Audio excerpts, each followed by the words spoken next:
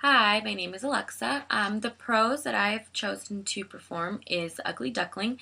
I chose this children's book because it's one that I remember most from my childhood and also one that I now read to my nieces and nephews, and it has a good lesson behind it. So, The Ugly Duckling. Mrs. Duck was sitting on her eggs. "Such lovely eggs!" she quacked. "I can hardly wait for them to hatch." Suddenly she heard a cracking noise. The eggs were hatching. 5 fuzzy yellow ducklings tumbled out of their shells. Hop, hop, hop, peep, peep, peep. Mrs. Duck beamed with happiness. "But what's this?" she quacked. "There's one egg left, a great big one, and it's starting to hatch." The great big egg cracked open. Out tumbled the biggest duckling Mrs. Duck had ever seen. Hop, hop, hop, peep, peep, peep. He was all gray with huge feet and a long, long neck. That very day Mrs. Duck marched her new family to the pond. "Look smart, ducklings," she quacked.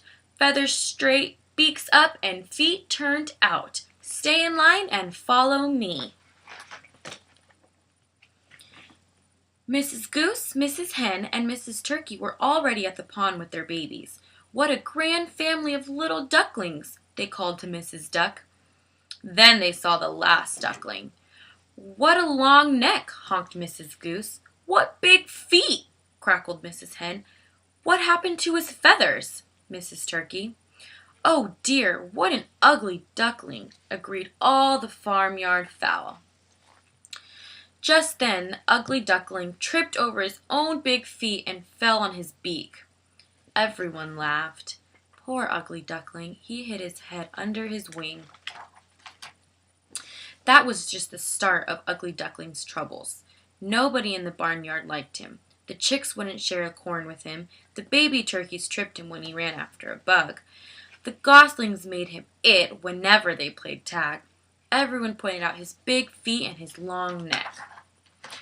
Ugly Duckling spent most of his time paddling in the pond by himself. He sighed when he looked at his reflection in the water.